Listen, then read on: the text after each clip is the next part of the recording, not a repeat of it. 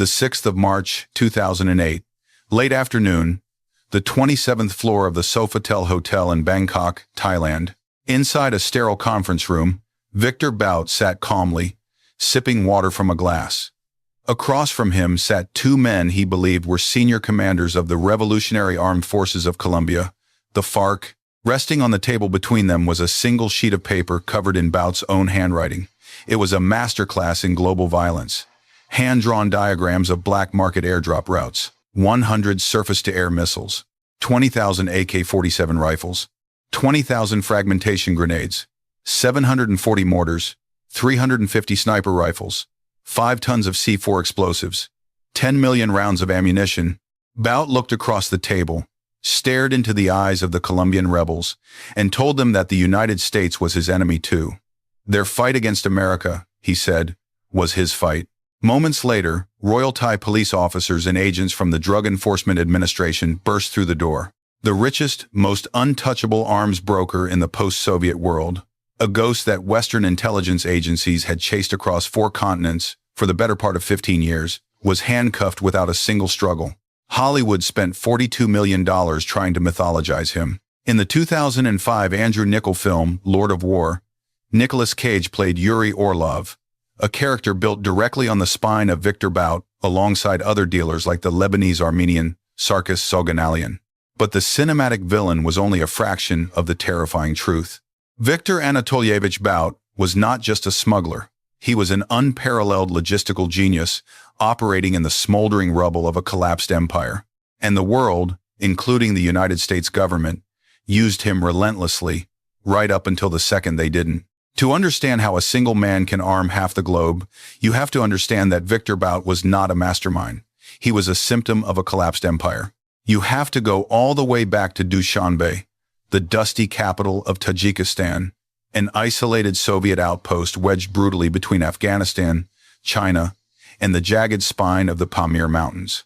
Born there on the 13th of January 1967, into a working-class family of Russian ethnicity, living in a Muslim-majority republic, Bout was a quiet, intense kid, but he possessed a freakish, almost supernatural gift for linguistics. By the age of 12, he was already fluent in Esperanto and an active member of the Dushanbe Esperanto Club. That rare intellectual talent saved him from the miserable, bloody fate of a standard Soviet conscript. Instead of the infantry, Bout was funneled into the elite Soviet Military Institute of Foreign Languages in Moscow. It was one of the most secretive academies in the entire USSR, an institution deeply and historically linked to the GRU, Soviet military intelligence. Inside those walls, he mastered 5 foreign languages: Portuguese, English, French, Arabic, and Farsi. He was deployed as a military translator, embedded with Soviet missions tied to Africa, where Moscow was heavily backing communist governments in endless, grinding proxy wars. It was a masterclass in how to move men and material through the most hostile environments on Earth. Bout officially left the military right around the time the empire crumbled. Sources still fiercely debate his exact rank, ranging anywhere from a lieutenant to a major in the GRU. But his rank did not matter. What mattered was the calendar. In December 1991, the Soviet Union simply ceased to exist. It was the most dangerous geopolitical garage sale of the 20th century. Overnight, the most heavily armed military in the history of the world stopped getting paid. Across 11 time zones, entire arsenals were suddenly left unguarded. Tank battalions, helicopter squadrons, and massive concrete warehouses stacked floor to ceiling with Kalashnikov rifles, RPG-7 launchers, anti-aircraft missiles, and ammunition by the metric ton were sitting in the dark. Soviet officers, desperate just to feed their starving families, started selling everything. But while common thugs were stealing rifles, Bout was looking at the sky. The massive cargo aircraft of the former Soviet Air Force, the workhorse Antonov An-12S, and the gargantuan Ilyushin Il-76S, were sitting idle on the tarmac, available for literal pennies on the dollar. Bout saw the opening before almost anyone else on the planet. In 1993, utilizing funding sources he has never fully explained, he founded his first air freight company based out of Belgium. His older brother Sergei would become his lifelong business partner in the sprawling venture. The story Bout always fed the press was a charming lie, that he had simply purchased aging Antonovs at public auction. But the reality, according to Douglas Farah and Stephen Braun, whose book Merchant of Death remains the definitive investigation into his empire, was far more insidious. Bout had high-level inside access. He utilized deep military contacts who could pull massive cargo aircraft and fully trained Russian flight crews right out of cold storage and put them directly into his hands for almost nothing. At just 26 years old, Viktor Bout realized he was no longer a military translator. He was a man holding the keys to the greatest unguarded weapons cache in human history, and he was fully prepared to unleash it on the Third World. The chilling, sociopathic genius of Viktor Bout's operation was not just what he flew into a bloodbath, it was what he flew out. By the mid-1990s, Bout had relocated his base of operations to Sharjah in the United Arab Emirates, a strategic hub perfectly positioned between the arsenals of Eastern Europe and the battlefields of the Third World. He began spinning a dizzying web of shell companies. He registered AirCess, followed by Central African Airlines, Airpass, Sanir General Trading, and a string of phantom entities scattered across Liberia, South Africa, the Central African Republic, and beyond. His older brother, Sergei, eventually stepped in to take day-to-day control of AirCess. The fleet exploded in size. By the late 1990s, investigators estimated that Bout controlled a private air force of around 60 aircraft. Most were the rugged workhorse Antonov An-12s. Others were the massive Ilyushin Il-76 freighters, mechanical leviathans capable of hauling 50 tons of cargo and slamming down onto unpaved dirt strips in the middle of the jungle. He had dedicated mechanics. He had veteran pilots willing to fly into crossfire. He possessed flawless, forged end-user certificates from sympathetic governments. But his business model is what made him a billionaire. In pure logistics terms, it was brilliant. Bout would fly a massive payload of weapons into an active conflict zone, drop the arsenal with the highest bidder, and instead of flying back empty, he would fill the cargo bay with legitimate, untraceable goods, frozen chicken, mining equipment, cut flowers, sometimes specifically gladioli from South Africa. The planes never flew empty. The profit margins were obscene. His first major theater of war was Angola. The country was tearing itself apart in a savage civil war between the MPLA government and the UNITA rebels led by the ruthless Jonas Savimbi. The United Nations had placed UNITA under a strict international arms embargo. Bout did not care. According to UN investigators, AirCess became a principal transporter of weapons flown out of Burgas Airport in Bulgaria directly to UNITA-controlled dirt airstrips inside Angola. Between 1,996 and 1,999, investigators documented dozens of Bout-linked flights, supplying Savimbi's rebels with rifles, mortars, anti-aircraft guns, and millions of rounds of ammunition. The total value of weapons moved during that single operation was estimated in the tens of millions of dollars. And here is the most terrifying detail. Bout was also, at various times, connected to logistics work for the exact opposite side of the war. He saw no moral contradiction. As the Hollywood character he inspired perfectly put it, he just wanted to deliver. Politics was for other people.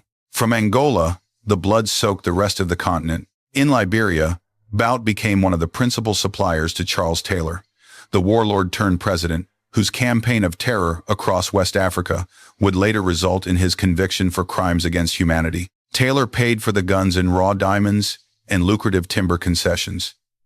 That arrangement bled directly across the border into Sierra Leone, where Taylor was sponsoring the Revolutionary United Front, a rebel group infamous for systematically amputating the hands and arms of civilians.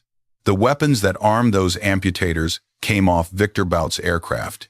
In Rwanda, his planes were alleged to have operated during the horrifying 1994 genocide, a slaughter that left an estimated 800,000 people dead in just 100 days. In the Democratic Republic of Congo, his logistics network was tied to multiple warring factions of the Second Congo War, a conflict so utterly devastating it wiped out an estimated 5 million people. But it was in the mid-1990s that Bout built the relationship that nearly ended his career early. He began dealing with the Taliban. It started, of all places, with a massive hostage crisis. In August 1995, one of his Ilyushin Il-76 cargo planes, carrying ammunition destined for the Rabbani government in Kabul, was violently forced down by Taliban fighter jets at Kandahar. The Russian crew was held captive in the desert for over a year. After protracted, shadowy negotiations, the crew finally made a daring escape in 1996. But out of that terrifying ordeal, a bizarre working relationship with senior Taliban figures actually took shape. Within a few years, his network was supplying the Taliban regime itself. Bout provided heavy aircraft to the Taliban's national carrier, Ariana Afghan Airlines, funneling the planes through air cess and proxy partners like Flying Dolphin. Those planes flew weapons. They flew opium. According to some intelligence investigations, they may at times have carried senior al-Qaeda figures, though this has never been definitively proven. But here is where the story takes its most uncomfortable, deeply cynical turn. During the exact same period Bout was supplying the Taliban, his network was also tied to their bitter, sworn enemies. The Northern Alliance, the forces of Ahmed Shah Massoud. Both sides of the Afghan war were being armed from the exact same Sharjah hangars. To Viktor Bout, it was just freight. You cannot operate at that staggering global scale without elite protection. By the late 1990s, investigators strongly believed Bout had built informal, highly profitable ties to elements of Russian intelligence. His chaos conveniently aligned with Moscow's strategic interests across Africa and Central Asia. He laundered his massive profits through Sharjah, and a labyrinth of front companies meticulously managed by Richard Amar Chichakli, a naturalized American businessman of Syrian origin, who became Bout's chief financial fixer. Chichakli set up shell corporations across Texas, Delaware, and offshore havens, moving millions through corporate accounts to keep Bout's air fleet fueled, maintained, and flying. Bout was a ghost, a man who existed entirely above the law, wholly unaware that the most powerful military apparatus on Earth was about to declare war on him, while simultaneously writing him massive checks. The most staggering hypocrisy of the war on terror is a truth that almost nobody in Washington ever wanted to discuss out loud. While one branch of the United States government was actively trying to destroy Viktor Bout, another branch was writing him massive checks. In April 2005, the United States Treasury Department finally decided to hit back hard. They launched a devastating financial strike under Executive Order 13348, officially blacklisting 30 companies and 4 individuals linked to the arms empire in a single, sweeping action. The sanctions targeted Bout's brother Sergei, his financial fixer Richard Amar Chichakli, and senior aviation managers Sergei Denisenko and Valery Nato. On paper, the entire network was effectively crippled. In reality, almost nothing changed, because the American war machine was keeping the planes in the sky. Following the 2001 invasion of Afghanistan and the 2003 invasion of Iraq, the United States military was desperate. They needed cargo aircraft, hundreds of them, to haul tents, heavy ammunition, water, food, and construction supplies directly into blazing war zones. There simply were not enough legitimate, domestic carriers to handle the immense volume. So American contractors and subcontractors, including massive air freight firms like FedEx and Falcon Express Cargo, were forced to charter independent planes. And many of those planes secretly belonged to front companies directly connected to Viktor Bout. According to Relentless investigations and the reporting of Douglas Farah and Stephen Braun, Bout-linked firms received roughly $60 million for flights supporting United States operations in Iraq. His aging Soviet planes flew an estimated 1,000 supply trips into and out of the war zone between 2003 and 2005. The exact same man on the Treasury Department's blacklist was being indirectly bankrolled by the Pentagon. When a reporter later confronted Bout about the surreal contradiction, the arms dealer just laughed. "Business," he said, "is business." But by 2007, the walls were finally beginning to close. United Nations panels had named him in report after exhaustive report. Belgian prosecutors had issued a formal arrest warrant. He could no longer fly into most of the European Union without triggering a red notice. He was, in his own words, semi-retired. He was living safely in Moscow with his wife, Alla, whom he had married in 1992, and his daughter, Elizaveta, born in 1994. At 40 years old, the merchant of death was driving his daughter to school in the mornings. He obsessively read history books. He maintained a strict vegetarian diet, an incredibly unusual choice for a wealthy Russian businessman of his generation. He had billions, He had protection. But by all accounts, Viktor Bout was profoundly, suffocatingly bored. That crushing boredom is exactly what the DEA decided to exploit. In late 2007, an elite unit within the Drug Enforcement Administration's Special Operations Division, the exact same tactical team that had recently brought down the notorious Syrian arms dealer, Mansour al-Qassar, identified Bout as their absolute top target. They named the sting Operation Relentless. The plan was elegant and psychological. They would dangle the Revolutionary Armed Forces of Colombia, the FARC, right in front of him. The DEA knew from highly classified documents seized at a bombed-out FARC camp in Ecuador that the rebel group was genuinely in the market to buy surface-to-air missiles. That specific detail gave the cover story lethal credibility. Furthermore, intelligence experts like Kathy Lynn Austin knew Bout had reportedly dealt with the FARC before.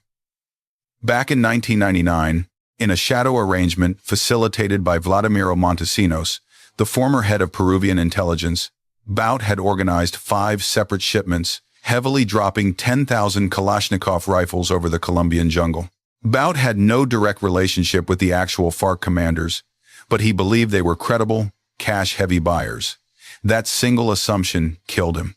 The operation was meticulously executed in 3 stages. First, the DEA utilized a confidential informant named Mike Snow, a South African aviation veteran who intimately knew Bout's old inner circle. Snow reached out and lured Andrew Smulian, a pilot in his late 60s who had moved illicit freight with Bout for years, straight into the trap. Smulian eagerly carried the prospect of a massive deal back to his boss. Stage 2 took place in the Southern Caribbean. DEA agents posing as high-ranking FARC representatives, 2 seasoned informants named Carlos Sagastume and Ricardo Jaranero, former soldiers operating under the cover names Eduardo and El Comandante, met with Smulian in Curaçao. They looked the old pilot in the eye and told him they wanted to buy a serious, military-grade arsenal. Smulian took the bait, flew directly to Moscow, and pitched the massive deal to Bout. Stage 3 was the face-to-face.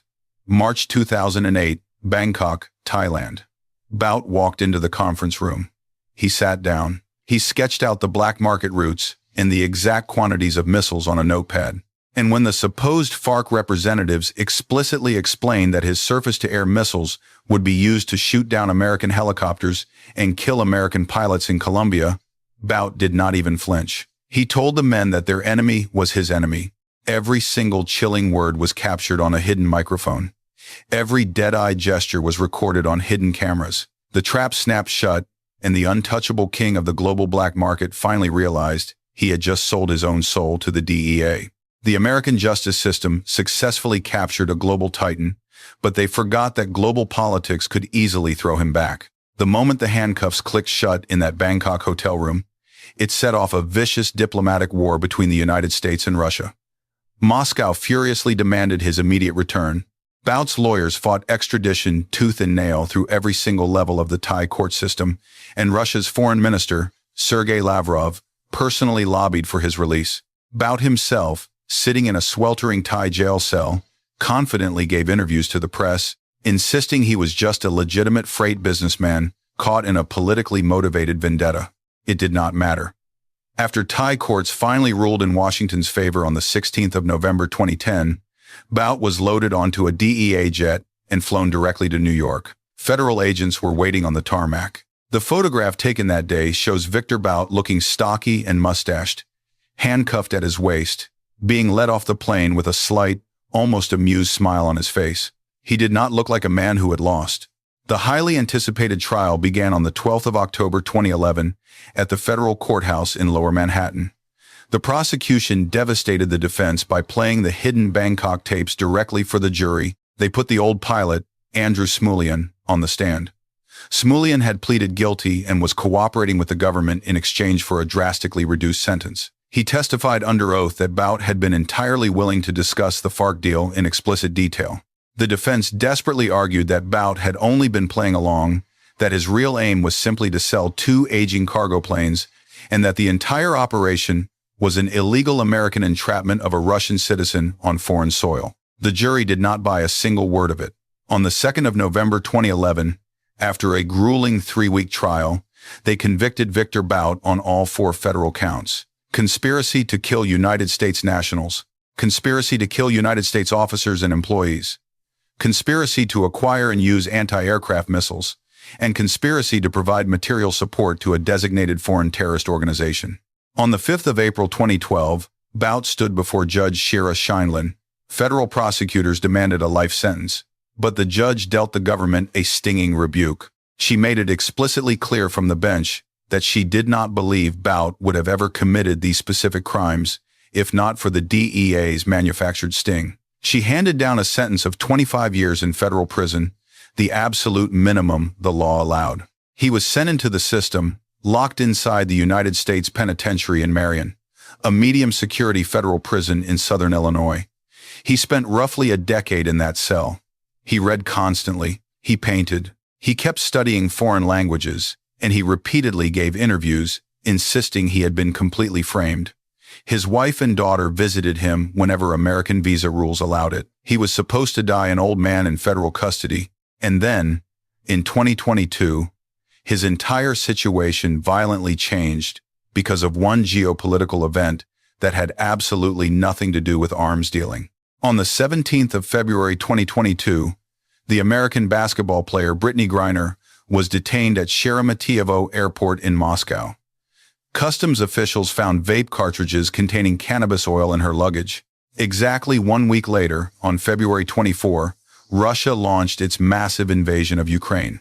The political stakes surrounding Griner's drug case instantly exploded into a global crisis. By the autumn of 2022, it became terrifyingly clear that the only realistic trade Moscow would ever accept for Griner was Viktor Bout. The Biden administration agonized over the devastating optics of the deal. Furious Pentagon and DEA officials explicitly warned the White House that releasing Bout would put one of the most dangerous logistics operators on the planet back into global circulation. They were ultimately overruled. On the 8th of December 2022, on a highly secured tarmac at an airport in Abu Dhabi, the historic swap took place. Brittney Griner walked toward an American plane. Viktor Bout walked toward a Russian one. Hours later, the Merchant of Death stepped back onto Russian soil, greeted as a returning hero. His homecoming was a carefully choreographed spectacle of state propaganda. He gave high-profile press interviews.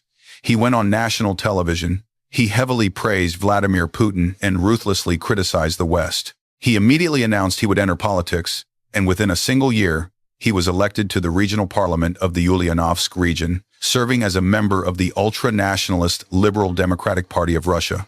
The state press treated him like a decorated soldier. But the truly terrifying reports arrived later. In 2024, the Wall Street Journal published an explosive investigation revealing that Viktor Bout was already back in the arms business. According to the report, he was actively negotiating to broker small arms to the Houthi militia in Yemen, the exact same radical group that had been relentlessly firing missiles at international shipping in the Red Sea. The Russian government, predictably, denied everything. But the historical pattern was unmistakable. The Merchant of Death was back at his old desk. As for the men he left behind, the justice system ground them down. Andrew Smulian eventually finished his cooperation and was released. Richard Amarchichakli, the brilliant financial fixer, was hunted down and arrested in Australia in 2013. He was extradited, convicted later that year, and sentenced in 2014 to 5 years in federal prison for money laundering, wire fraud, and severe sanctions violations. Bout's brother, Sergei, remains comfortably in Russia, completely untouched by any Western prosecution. The Lord of War, as Andrew Nichols' film called him, had returned to a country that had always quietly protected him. Here is what the saga of Viktor Bout actually reveals about the world we live in. He was never a Hollywood villain. He was a symptom. He was exactly what the world looked like after the Soviet Union collapsed, and nobody bothered to count the guns. He thrived in the dark gaps between borders, between laws, and between the public positions of governments and their private operational needs. The United States blacklisted him while his planes simultaneously served its war effort. The United Nations heavily sanctioned him while his aircraft flew unimpeded under a dozen different flags. And when he was finally caught, it wasn't because the international justice system worked. It was because one elite DEA unit ran a hyper-specific sting that exploited his own crushing boredom and his own monumental arrogance. The Lord of War was never just one man. It was, and always will be, a market. And as long as that market exists, as long as there are unguarded arsenals, failed states, and warlords willing to pay in cash or blood diamonds, there will always be another Viktor Bout. The next one is probably already flying. If this story fascinated you, hit subscribe right now. We drop a new, uncompromising investigative documentary every single week. And drop a comment below, tell me, what real-life criminal mastermind deserves to have their story broken open next?